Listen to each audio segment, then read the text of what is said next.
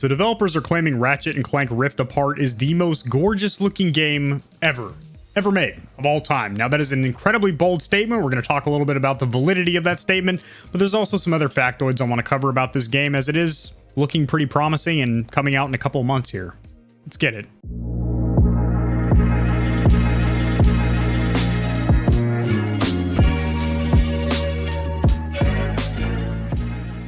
Alrighty guys, share my screen. I have an article pulled up with some pretty highlights on it. This will be sourced or cited down there in the description below, as I do anytime I cover any kind of news in the gaming community or industry. So I'm going to be playing the new gameplay demo that came out 2 days ago, overlaid this video so you can kind of enjoy that along with the stimulation of the music in my voice. 2 days ago, we got a leak with some photos and videos from Rift Apart, introducing a Lombax resistance fighter called Rivet and some new locations, including Nefarious City, that's where they do the naughty McNasty stuff, and offered a sneak peek at some new weapons and gameplay mechanics. The trailer was released ahead of a new State of Play presentation from Sony on April 29th, that is tomorrow, and I will be covering everything there is to know about that presentation, which will feature more than 15 minutes of fresh gameplay from Insomniac's PS5 exclusive, Rift Apart, plus updates on a pair of upcoming indie titles.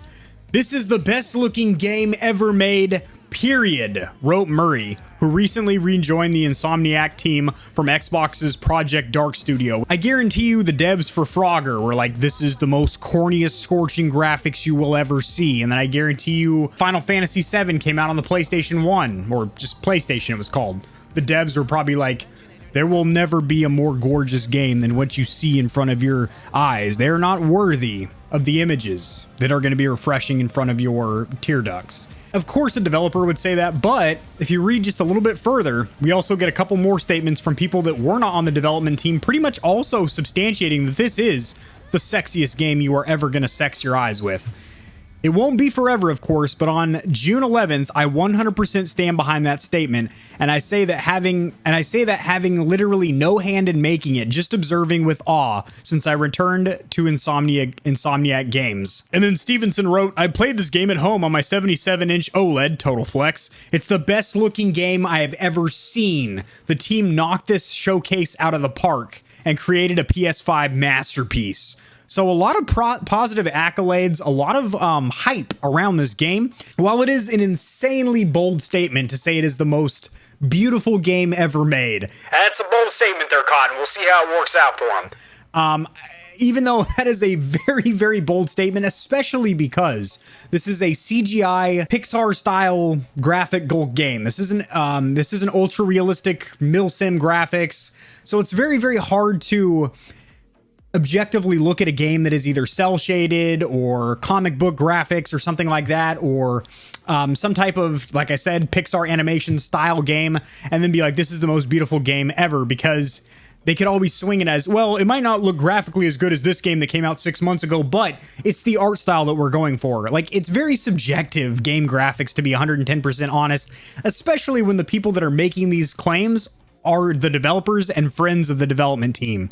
So that's why I take that statement that this is the most beautiful game ever with a huge grain of cum, because we just won't know until we play it. Now, granted, I think it will look gorgeous. Even watching the launch trailer from 6 months ago when they were teasing some of the exclusives for the PlayStation 5, it looked amazing. It did. The gameplay looked fantastic. The 3D modeling looked good. Textures looked amazing. The draw distance, being able to pop into game worlds very quickly due to the SSD. It looked very, very fun, but graphically, I don't know if it's the best looking game in the world, but I'm sure it will look quite gorgeous. Oh, we got another statement about its graphics here from Scott Lowe. "I don't know if I've ever seen a modern AAA title game where gameplay looks so closely to the same visual fidelity bar of cinematics."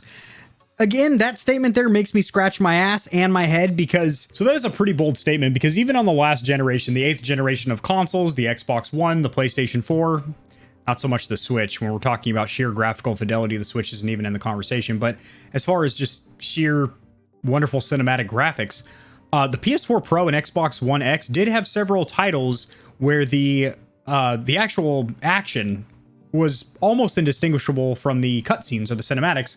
So that's not really anything that we haven't really seen on shoot. Like, even some of the, maybe not launch, but some of the mid-life cycle games for the PlayStation 4 and Xbox One were on that level where the cinematics cutscenes as well as the gameplay were almost indistinguishable. But I get what the developer's trying to say, though. He's basically saying you can't tell if you have an ass cheek in front of you or if it's your buddy taking a picture with his hand like this and it looks like something naughty. You know what I mean? Like, it's like, hey, look at this.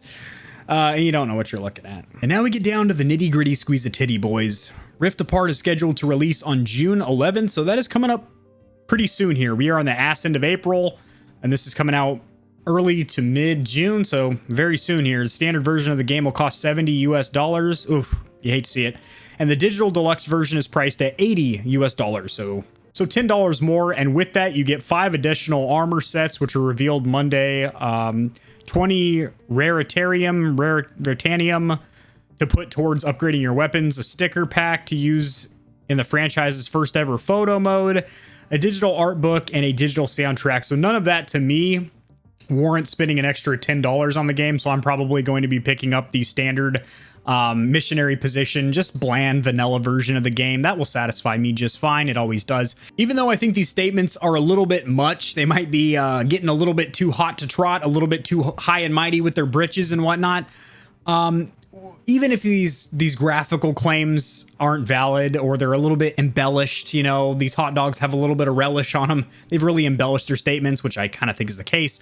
I'm still very excited for this game. I think it is going to be one of the best titles on the PlayStation 5, no matter what the life cycle is for this console, whether it's 5 years or 7 years. I'm very excited about this game. I think it's going to be really, really good. That's going to do it, guys. Drop in the comment section below your opinion of this game. Are you excited? Are you going to be picking it up? Do you think you'll have a PS5 by June? If you enjoyed the video, liking it helps it to get seen by more people, which helps me grow this little channel, which I do greatly, greatly appreciate. Subscribe for more content like this. I cover a lot of news in the gaming community and industry, as well as tutorials helping you get set up streaming and YouTubing, and I'll see you guys in the next video. Peace.